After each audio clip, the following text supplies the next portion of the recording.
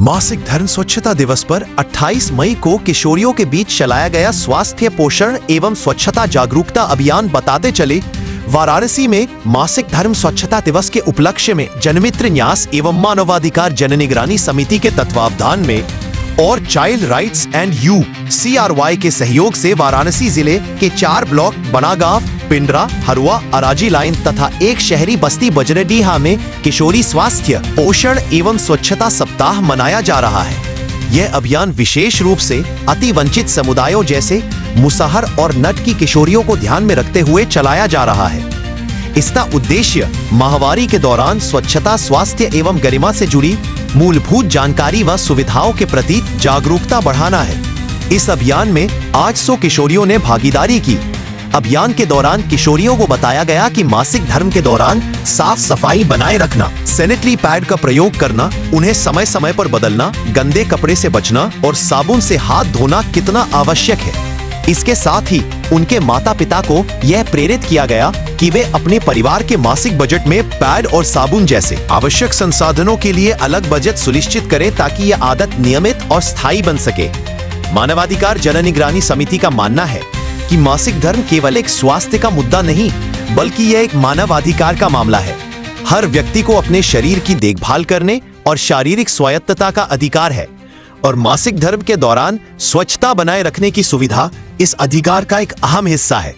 हालांकि आज भी अति वंचित समुदायों की किशोरियों को सैनिटरी पैड जैसी मूलभूत सुविधाएं उपलब्ध नहीं है।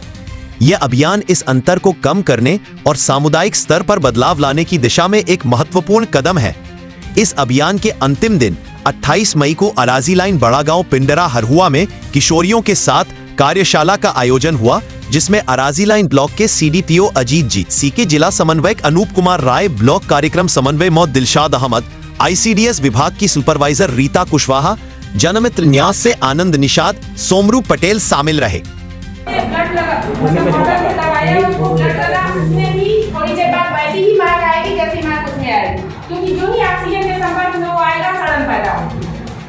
तो उसमें स्वाभाविक है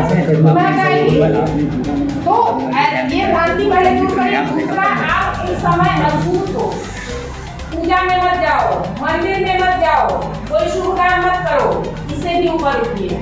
अगर किसी लड़की की माहवारी नहीं आती तो उसको गंदी निगाह से देखा जाता है कि ये माँ बनने लायक नहीं, ये इसको अलग करो। सोच लीजिए, एक समस्या ये है कि माहवारी आ रही है, उसको मंदिर नहीं जाने दिया जा रहा है, और एक जिसकी नहीं आ रही है वो और बड़ी समस्या है, वो बहुत बड़ी समस्या है। उसको किस निगाह से आज समाज देखता है, देख लो। तो आना अच्छी बात थी कि नहीं आना अच्छी बात थी? आना अच्छी बात है। और पहले इसलिए कभी मान रहे, कभी होता था कि 5 दिन मत नहाओ, 5 दिन किचन में मत जाओ, खाना नहीं बनाओगी। उसके पीछे रीजन था, ये हमारे बाबा आदम के जमाने, जबकि हमारे पास नल नहीं थे, हैंडपंप नहीं थे, कुआं नहीं था, तालाब में लोग नहाते थे। तो उस समय की परिस्थिति थी कि माहवारी आएगी तो महिला तालाब में नहाने न जाए, ये उस समय की थी। आज के डेट में नहीं है। और जब नहाएगी नहीं तो स्वाभाविक है कि गंदे शरीर से खाना नहीं बनाएगी, इसलिए खाना रोका जाता था कि खाना नहीं बनाओगी, तुम 5 दिन नहीं नहाओगी तो खाना नहीं बनाओगी। लेकिन आज ऐसा तो नहीं है। आज हम चाहे तो 2 बार नहाए, 4 बार नहाए, तो अब उससे वो जो भ्रांतियां चली आ रही है उससे हम आपको बाहर निकलना है। और ये कि हम मंदिर में नहीं जाएंगे, कोई ईश्वर ने हमें वो चीज दी है, अगर वही हमारे पास नहीं है तो हमको बहुत बुरी निगाह से देखा जाता है। तो अशुभ कैसे हो सकता है? हो सकता है? कभी नहीं हो सकता। बस हमें सफाई का ध्यान रखना है। और सफाई में विशेष सफाई वही जो मैंने बताई, पैड खुला मत रखिए। कपड़ा अगर प्रयोग करने की नौबत है तो उसको खूब अच्छे से धो के, खूब निचोड़ के, धोना ही नहीं, उसको निचोड़ना भी ताकि उसमें से कास्टिक साबुन का वो निकल जाए। उसके बाद उसको खुली धूप में सुखाना है, कपड़े से ढक के नहीं दिखाना, उसके बाद प्रयोग करना है। और सुखा के भी कहाँ रखेंगे? और किसी पॉलीथिन में पैक करके रखेंगे ताकि वो हवा के संपर्क में, नमी के संपर्क में ना आए। इसके बाद आपका था टॉपिक माहवारी दिवस। माहवारी को दिवस के रूप में मनाने की क्या, माहवारी स्वच्छता दिवस के रूप में मनाने की जरूरत क्यों पड़ रही है? इसलिए कि आज भी हम कहीं न कहीं बहुत जागरूक नहीं हो पा रहे हैं। आज भी हमें बहुत सी भ्रांतियां, क्योंकि हम अपनी दादी से सुन रहे हैं, अपनी माँ से सुन रहे हैं, दादी ने माँ को बताया, माँ ने हमें बताया, तो हम उस भ्रांतियों में जी रहे हैं। उससे हमें बाहर निकल के आना है। ठीक है? तो आप लोग स्कूल जा रहे हो, 100% बच्चे इनरोल्ड है, स्कूल जा रहे हो, वहाँ भी ये चीजें बताई जाती करती हैं, अवेयर की जाती हैं, तो कोई ना कोई तो नई चीज के लिए पहल करेगा ना। कोई भी चीज परिवर्तन, मानव स्वभाव है कि परिवर्तन स्वीकार नहीं करता है, लेकिन कोई ना कोई तो पहल करता है किसी नए काम के लिए ना।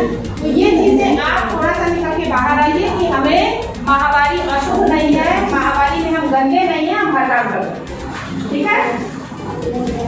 महावारी दिवस को दिवस के रूप में तो मनाने की जरूरत पड़ी, इसीलिए पड़ी कि हमें इसी बहाने कोई हमें ऐसा व्यक्ति हमारे बीच आएगा जो हमें इन भ्रांतियों से बाहर निकालेगा। भ्रांतियां कहाँ से आई, क्यों हमें बाहर निकलना है, ये जानना होगा।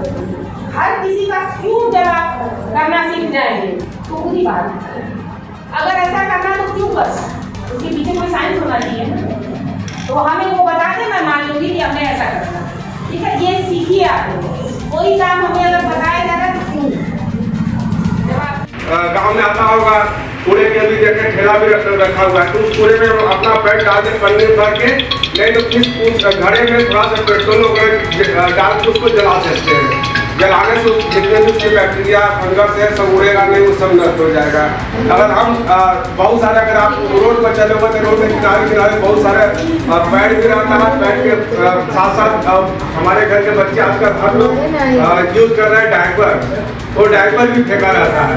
तो इस सब पर भी हमको ध्यान देना चाहिए। देखिए मजाक का विषय कहाँ से शुरू होता है, जो आज कहते हैं कि महिलाओं के साथ ये जो पैड फेंका रहता है ना, इसके कारण मजाक, हाँ इसी के कारण मजाक। ये अगर फेंका ना होता, एक जगह निस्तारण होता तो लोग उसके बारे में फालतू बातें ना। ये एक बहुत बड़ा चीज है, तो इसलिए इसका प्रबंधन बहुत जरूरी है कि कहाँ हम उसको रख रहे हैं, कहाँ जला रहे हैं, कहाँ फेंक रहे हैं। बहुत अच्छा आजकल आपके गांव में अगर कूड़ा प्रबंधन के लिए कूड़ा वाला आता है तो आप बहुत सही है, वो कूड़े वाले को नहीं डालते, उसको निस्तारण कर दीजिए। दूसरा अगर नहीं आता है तो फिर वही है कि गड्ढा खोद के उसमें उसको बंद करके भी डाल सकते हैं, या उसको जला के उसके बाद तोड़ दीजिए, उसको तोड़ दीजिए, ठीक है। घड़ा हो सकता है, घर में ना उपस्थित तो कितना घड़ा लाएंगे, मैंने घड़ा दिया, एक घड़ा मान लीजिए फूट गया, फिर दूसरा घड़ा है, व्यवस्था ऐसे करिए कि वो जल जाए, वो खराब, ठीक है, ऐसे कीजिए। दूसरा कि हम अपने मम्मी पापा से जो भी है, जो खेत में शौच जाते हैं तो खेत में शौच जाना जब मन करती है, उसको हमारा घर का शौचालय है उसको पूरा व्यवस्थित करें, सही कराएं। हम अपना बैठ कर शौचालय में करें, नहीं कि बाहर करें। बहुत सारे हम लोग के सामने केसेस निकल के आए कि एक लड़के के पास शौचालय नहीं होता है, वो पैड चेंज करने के लिए मतलब दिन भर घर में बंद रहती है कि कहाँ चेंज करने जाए, उसको जगह नहीं मिल पाता है। खेत के चारों तरफ पूरा घर है, तो इससे वो जब परेशान हो के जब भी उसका पीरियड आने वाला होता है, जब ननिहाल चली जाती है, तो ये सब दिक्कत है। जब तक कि हम अपने घर के शौचालय को सही नहीं कराएंगे, बहुत सारे लोग के घर में जो शौचालय बना हुआ है उसमें बकरी बांधते हैं, गोईठा रखते हैं, लकड़ी रखते हैं, सही बात है नहीं बात है। जो सरकार की तरफ से शौचालय मिला बहुत कम लोग यूज करते हैं, ज्यादातर यूज उसमें बकरी पशु ये सब रखते हैं, लकड़ी रखते हैं, गोईठा रखते हैं, ये सब के लिए होता है।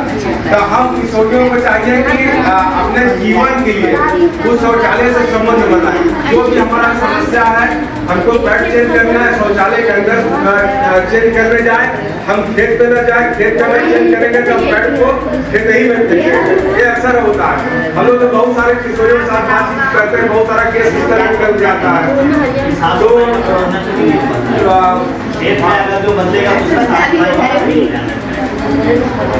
बस यही कहना है कि हमारा मासिक धर्म का बात हो गया, स्वच्छता बात हो गया और प्रबंधन पड़ी, तीनों चीज बहुत आपस में बहुत जुड़ा हुआ है। अगर तीनों चीज को दिमाग में रखेंगे तो आने वाला हमारा भविष्य बहुत अच्छा होगा, नहीं तो हम बीमारी से हमेशा ग्रसित रहेंगे।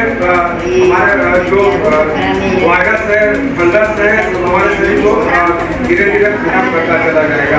और दूसरी बात है कि इसकी आप यानी किशोरियां सुपोषित हो जाए, तो आप सुपोषित हो जाए, दुनिया से कुपोषण मिट जाएगा। कैसे?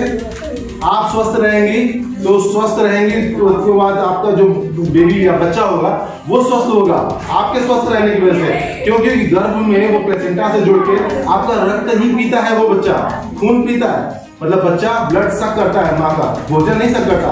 भोजन जो आप खाती हैं वो आपके मेरुरज्जु में खून बनता है, वो खून रक्त वाहिनियों के माध्यम से गर्भाशय की दीवार पे जाता है, वहां पे बच्चा एक भूख की तरह हुक की तरह वो चिपका रहता है, वो अपने हुक से मतलब अपने जो गर्भनाल से, वो गर्भनाल कहते हैं उसको, उससे वो ब्लड सक करके वो पीता है, वो स्वस्थ होता है, बच्चा होता है। तो आपका जब खून बनेगा तब तो, खून कैसे बनेगा? जब आपका हीमोग्लोबिन ठीक होगा तब तो, आप खाएंगे पिएंगे तब तो खाएंगे पिएंगे, मगर आपके खाने पीने में सारी चीजें तो नहीं मिल पाती हैं, सारे पोषक तत्व तो नहीं मिले। आपको ज्यादा जरूरत है, आपका शरीर ग्रो कर रहा है, आप बढ़ रहे हैं, आपको ज्यादा खुराक की जरूरत है, ठीक है, आपका ब्लड लॉस हो रहा है, उसके लिए भी ज्यादा आपको आयरन की जरूरत है। तो वो आयरन इस सप्लीमेंट के रूप में आपको दिया जाता है। आप इसको फेंकिएगा मत, आप बिल्कुल मत देखिए, ये किसी स्तर पे नुकसान नहीं करता। ये आपको अभी से लेके अंत तक, यानी जीवन के अंत तक आयरन की गोली का सेवन करना चाहिए। अगर हीमोग्लोबिन आपका 10 से कम है तो, और 7 से कम है तो बहुत रिस्क की बात है, ठीक है, तब तो 2 टाइम खाना चाहिए आपको। तो अभी आप अपने भोजन, जैसे आप खाना खाती हैं, खाना खाने के साथ साथ आयरन का सेवन करें। अगर आपको लगता है कि आयरन खाने के बाद कुछ अजीब सा स्वाद हो रहा है मुंह का, तो नींबू पानी के साथ आयरन की गोली का सेवन करें, वो आपका स्वाद भी आपका बना रहेगा, ठीक है। मगर इसको फेंकिएगा मत। मैं बस जा रहा था इसलिए मैं रुक गया बोलने के लिए कि आप इसको फेंक देते हैं। बहुत सारे लोगों मैंने देखा है, नहीं खाते, फेंक देते हैं। और क्या खाते हैं? वो चूने का दीवार, चूना निकाल खा लेंगे, मिट्टी खाने लगेंगे, ये सब खाते हैं, मगर आयरन की गोली नहीं खाएंगे। तो वो आयरन की गोली खाएंगे तो आपकी क्या होगा, इससे फायदा क्या होगा? इससे फायदा होगा कि आपके शरीर में जो रक्त बह रहा है वो ऑक्सीजन कैरी करके, उसमें ऑक्सीजन की मात्रा बढ़ेगी और आपके चलने में थकावट नहीं होगी, शरीर ऊर्जावान होगा और तमाम शारीरिक वृद्धि के लिए फायदा करेगा, ठीक है। तो आप लोग ये शपथ भी आप दिला दीजिएगा इसको कि आयरन गोली ले जाएंगे वो खाएंगे, ठीक है। और जब भी खत्म हो गोली, आप अपनी आंगनबाड़ी वर्कर से मांगिए, हमारे पास बहुत बड़ा स्टॉक है इसका, हम आपको उपलब्ध कराएंगे निःशुल्क, ठीक है।